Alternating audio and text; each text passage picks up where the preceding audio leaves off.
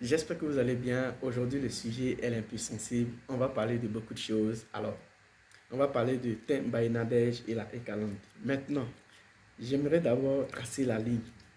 C'est que si tu es abonné à ma page, tu partages.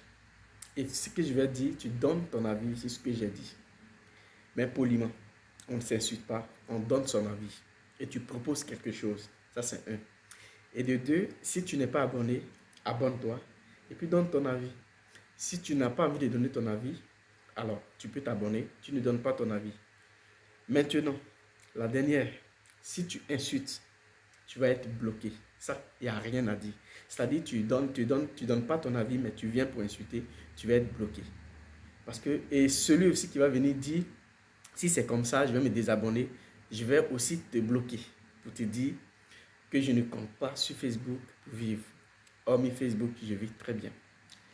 Et aussi, vous voyez que je ne fais pas de vidéos comme avant parce que je me dis que c'est quand j'ai le temps, je peux faire une vidéo, je n'ai pas pression de quelqu'un.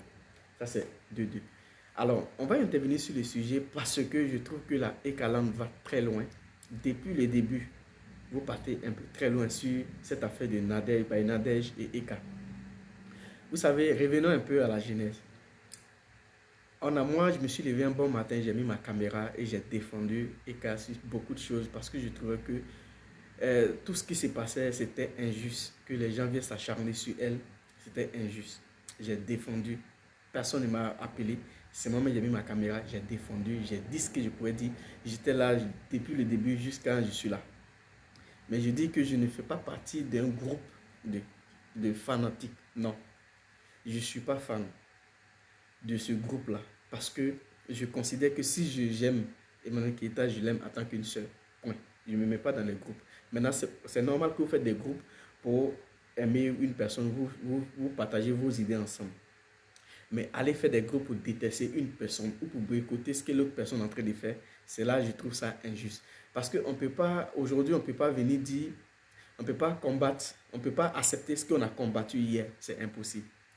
C'est-à-dire, on a combattu parce qu'on a dit, on s'est mis avec Emmanuel Keita parce qu'on a défendu Emmanuel Keita parce que les gens s'acharnaient sur sa vie, les gens s'acharnaient sur son business même qu'elle faisait pour ne rien.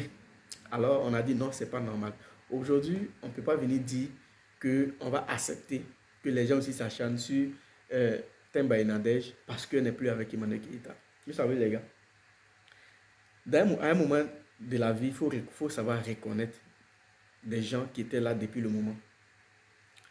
Et je pense que après tout ça, en fait, si vous remarquez bien, c'est que depuis le moment, depuis un bon moment, il y a entre cette affaire de Temba et Nadège et Emmanuel Keita, les deux ne parlent même pas, mais c'est les fanatiques d'Emmanuel Keita qui l'insultent.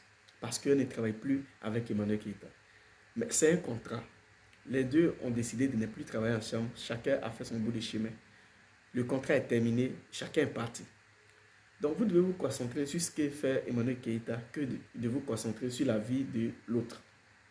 Parce que je trouve que c'est pas normal que vous l'insultez. Finalement, elle a pété un plomb. Moi, j'ai même pas pris le temps de surtout son direct. Mais j'ai trouvé ça, je dis non, c'est pas normal. Parce que c'est ça là on a défendu hier. C'est ça là on a dit on ne peut pas accepter hier. Et aujourd'hui, on ne peut pas venir l'accepter. Alors, ce que j'aimerais vous dire, c'est que c'est très simple. Tout ce qui s'est passé, ça reste dans le passé. Aujourd'hui, ils ne sont plus ensemble. Mais on doit reconnaître aussi que cette dame-là aussi a fait beaucoup pour Emmanuel Keita. Je ne parle même pas du côté financier. Je parle du côté moral. Et moi, je vous parle du côté moral. Vous savez, à un moment donné, Emmanuel Keita était très, très, très affaibli par tout ce qui se passait. Elle ne comprenait rien. Et d'autres personnes avaient peur même de l'approcher. D'autres personnes avaient peur même de travailler avec elle. Mais cette dame-là a dit, je vais essayer, je vais travailler avec elle. Quel que soit ce qu'elle sera fait, je vais travailler avec elle. Effectivement, quand tu connais ton métier, ça se fait très bien. Elle a travaillé avec elle et ils se sont partagés beaucoup de choses. Emmanuel Keita a profité. Et Nadège aussi a profité. C'est-à-dire qu'ils ont fait un truc, un partenariat gagnant-gagnant. Chacun a gagné ce qu'il pouvait gagner. Alors, ils sont plus ensemble. On ne peut pas venir s'acharner sur la vie de la personne. Et il y a là deux personnes que moi, quel que soit ce qui va se passer, je serai toujours reconnaissant envers ces personnes-là. qui ont fait beaucoup pour Emmanuel Keïta. Je ne parle même pas du côté financier, je parle du côté business. Temba Nadej et Aïcha Soul. Aïcha Soul, parce que en ce moment-là, personne ne voulait même travailler avec Emmanuel Keïta. Mais ces deux personnes-là, ces deux dames-là ont eu le courage et la force pour dire on va aider notre soeur qui a atteint. Et ils l'ont aidé, ça l'a monté moralement. Je ne parle pas du côté financier, moralement, ça l'a aidé. Donc aujourd'hui, si Dieu fait grâce qu'elle est en train de faire son émission, que ça marche, ne venez plus s'acharner sur la vie de l'autre. Ce n'est pas normal. Je ne trouve pas ça normal. Quel que soit ce qu'elle va dire, il faut qu'on pense à ce qu'elle a fait, les bons moments qu'ils ont partagés ensemble, et on passe à autre chose. Mais venir s'acharner sur sa vie, je ne trouve pas ça normal. Si vous avez vu l'affaire de Laurencia Glam, je n'ai pas trop parlé, parce que je me suis dit qu'en ce moment où Laurencia Glam travaille avec Emmanuel Keïta, c'est elle qui voulait la visibilité. Donc après, ils ont fait un partenariat entre eux. Laurencia Glam a eu pour elle. Donc moi, c'est pas si ça se gâte, c'est pas ça. Moi, je ne touche pas trop de ce côté. Mais Temba et Nadej, on doit reconnaître que cette dame-là a fait beaucoup. Je ne parle même pas de côté argent, je parle de moralement pour Emmanuel Keïta. Et vous savez, ce qui tue souvent, soit les artistes ou soit les influenceurs, c'est vous, c'est les fans. Parce que tout ce que vous êtes en train de faire, ça peut détruire aussi Emmanuel Keïta sans que vous ne le sachiez. Pourquoi? Parce qu'aujourd'hui, les gens vont avoir peur même de travailler avec elle. Parce qu'ils vont se dire que quand ils ne seront plus avec elle, les gens c'est la Ekalan va s'acharner sur ma vie. Donc, je ne peux pas. Et ce n'est pas bien. Et d'autres même vont avoir peur de dire non, je ne veux pas travailler, je ne veux même pas me mener des Emmanuel Keïta. Parce qu'après, si nos contrats finissent, les gens vont penser qu'on est en palabre, ils vont venir s'acharner sur notre vie. Et il y a d'autres personnes qui sont en bas, qui ont l'argent, qui veulent travailler, mais qui ne veulent pas que les gens s'acharnent sur leur vie. Alors, pourtant, c'est une bonne opportunité pour travailler avec Emmanuel Keïta, mais les gens vont avoir peur. Donc, à un moment donné, il faut que vous arrêtez de vous acharner sur la vie des gens. Vous avez fait avec des blogueurs, vous êtes acharné sur la vie de beaucoup de blogueurs, même moi, vous ne m'avez pas raté, beaucoup. Mais les gars n'ont pas considéré parce que je me dis que les blogueurs, chacun est venu de lui-même. Donc si les fanatiques s'acharnent sur ta vie, tu donnes ta réponse et puis tu passes. Mais aller même s'acharner sur la vie d'une personne qui a partagé, qui a donné, qui a rendu beaucoup de services à Emmanuel Keïta. Je ne parle pas du côté financier, je parle même du côté moral. Parce que si tu n'es pas, moralement, si tu n'es pas dû, tu peux pas avoir tout ce que tu as. Tu ne peux même pas chercher l'argent. Donc, en ce moment où elle travaille avec elle, c'était chaud. Emmanuel Keïta était dans un moment difficile, moralement. Mais cette dame-là, elle s'est dit, on va travailler. Elle a tenté, ça a marché. Chacun de ces deux ont gagné un bon partenariat qui s'est très bien passé et qui a même lavé encore l'image d'Emmanuel Keïta. Et elle est passée sur West Africa. Aïcha Soul aussi, ça lavait encore son image. Beaucoup d'hommes ont confiance à elle. D'autres même voulaient la salir, mais ça n'a pas marché. Alors, si aujourd'hui ils ne sont plus ensemble, ça ne sert à rien de venir s'acharner sur la vie de cette dame-là. Pour même aller salir même son business. Quel que soit ce qu'elle va dire, je pense qu'on doit réfléchir à ce qui s'est passé. Remarquez un peu, c'est ça, ce que vous êtes en train de faire, ça tue les artistes. Parce que souvent, c'est le cas d'Arafat.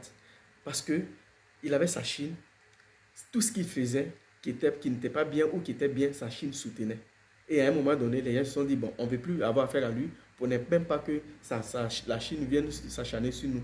Mais ce que j'aime beaucoup chez Emmanuel Keïta, c'est qu'elle vous dit la vérité, mais vous persistez dedans.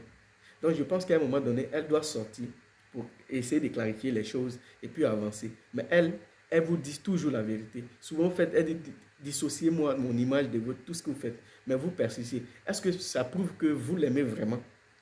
Pour une personne, quand vous faites quelque chose, elle vous dit non, arrêtez ça, mais vous continuez. Est-ce que c'est une manière d'aimer la personne? Non, c'est une manière de détruire la personne. Donc, je ne suis pas d'accord. Ce que j'ai combattu hier, je ne peux pas aujourd'hui soutenir ça. Donc, pour celui qui dit, j'ai vu d'autres commentaires là-bas, non, tu es en froid avec elle. Non, je ne suis pas en froid avec elle. Juste que je suis plus trop sur Facebook. Et puis même si je dois parler avec elle, je ne vais pas venir parler avec elle sur Facebook. Non, je connais son numéro, je peux parler avec elle. Et je ne peux pas venir me dire sur Facebook, ouais, j'ai parlé avec elle pour vous dire ça va m'apporter quoi, ça va vous apporter quoi. Elle, ça m'apporte quoi? Alors, je ne suis pas en froid avec elle, mais je dis que ce que j'ai combattu hier, je ne peux pas l'accepter aujourd'hui. Donc, arrêtons un peu ce que vous faites, ce n'est pas bien. Pour celui qui n'est pas d'accord, il peut donner son avis. C'est simple. Mais si tu viens, tu insultes ou tu commences à dire je vais me désabonner, je bloque et puis je passe à autre chose. Parce que je ne vis pas de Facebook. Que Dieu vous bénisse. Et puis, on est ensemble.